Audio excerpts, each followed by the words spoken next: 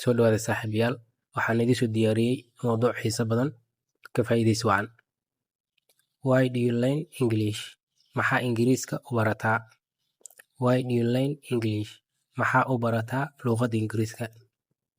I learn English. Waxaan bartaa Ingiriiska because maxaa yeelay it is one of waa mid ka mid ah the most important languages luqadaha ugu muhiimsan in the world adduunka.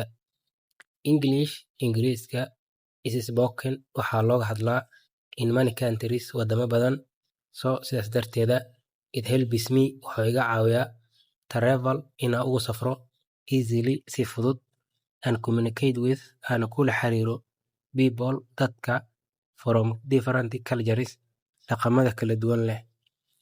It allows me wuxuu ii oggolaadaa to make friends inaan saaxiibo ka samaysto globally adduunka and understand aan fahmo others kuwa kale better si wanaagsan. English Ingiriiska is also ayaa sidoo kale wuxuu yahay the main language luqadda ugu weyn of business ganacsiga, science cilmiga, teknolojiyadda and the internet iyo internetka.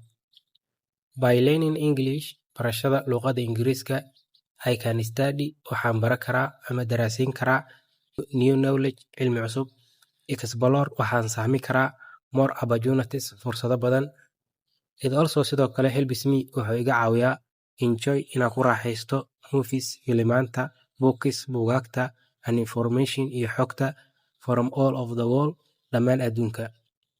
That is why taasi waa sababta I believe aanu aaminsanahay learning English barashada Ingiriiska is not just keliya ma ahan a subject maado, it is a skill waa xirfad that connects me taasoo igu xirto with the whole world adduunka oo dhan.